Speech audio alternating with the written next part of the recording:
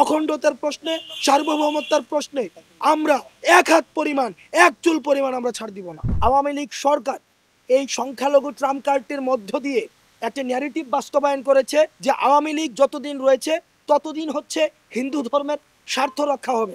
আমরা এই বিষয়টিকে আপনাদের মিডিয়ার মধ্য দিয়ে ভারতকে বলতে চাই, ভারত আওয়ামী লীগ সরকার যেভাবে সংখ্যালঘুদেরকে নির্যাতন করেছে, নিপীড়ন করেছে, তাদের সম্পদ লুণ্ঠন করেছে, সেটির উদাহরণ আর ইতিহাসে দ্বিতীয়টি নেই। আপনারা যদি মনে করে থাকেন যে আওয়ামী লীগই শুধুমাত্র সংখ্যালঘুদের অধিকার রক্ষা করবে, সেটি সম্পূর্ণ আপনাদের ভুল ধারণা।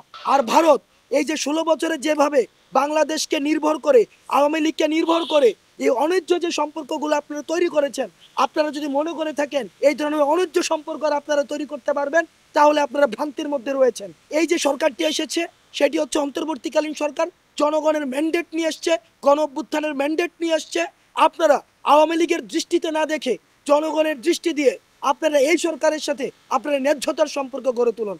আর যদি আমাদের সম্পর্কটি যদি কোনোভাবে ডিটোরিয়েট হয়, তাহলে কিন্তু অখণ্ডতার প্রশ্নে, সার্বভৌমত্বের প্রশ্নে আমরা এক হাত পরিমাণ, এক চুল পরিমাণ আমরা ছাড় দিব না।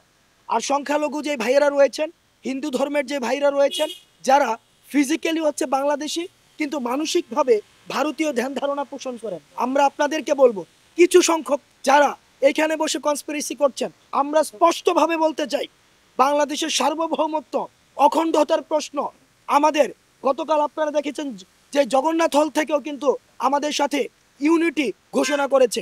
আমাদের বাংলাদেশের সার্বভৌমত্বের প্রশ্নে, অখণ্ডতার প্রশ্নে আমাদের হিন্দু, মুসলিম, বৌদ্ধ, খ্রিস্টান এবং মুসলমান আমরা একসাথে সার্বভৌমত্ব এবং অখণ্ডতার প্রশ্নে আমরা লড়াই করব।